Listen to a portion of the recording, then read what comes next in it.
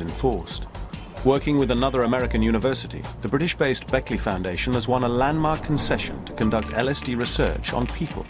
It's all about legitimately exploring potential benefits.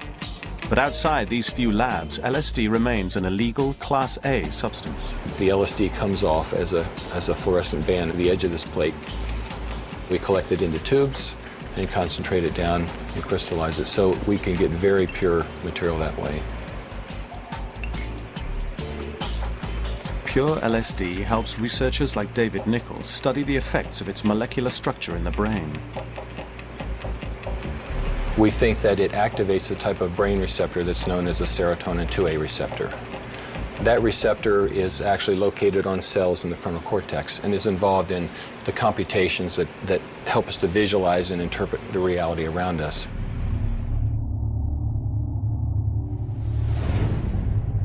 Serotonin is a neurotransmitter, responsible for relaying signals between brain and nerve cells. Perception, emotion, appetite and sleep are all affected by its fluctuations. The chemical structure of LSD is similar to serotonin and fits almost like a key into the serotonin receptors, stimulating their activity, subtly or profoundly.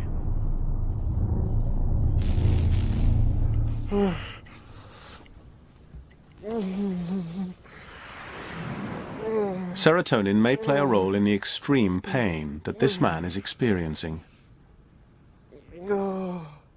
And LSD may play a role in relieving it. He suffers from debilitating and agonizing attacks known as cluster headaches. Pain is described like having an ice pick go through your eye or jabbing into your head somewhere.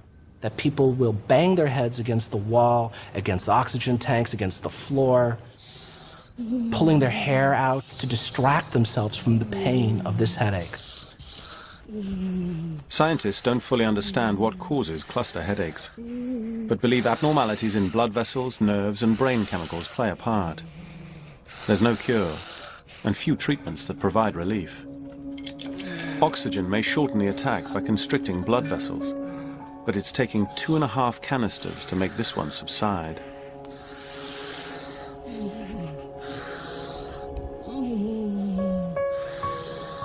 It can ruin your life, it can destroy your work. Myself and virtually every other sufferer wants to be left alone.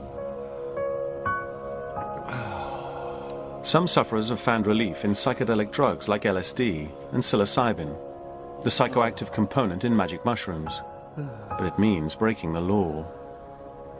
One patient, she had a survey by Harvard Medical School psychiatrist John Halpern reported that for 53 sufferers, psychedelics prevented or stopped cluster headaches more reliably than prescription drugs. But not all sufferers are willing to take illegal drugs to relieve their pain. I made a promise to my 2 girls that I would never take an illegal drug. I don't make promises lightly, and that's a commitment that I made to them.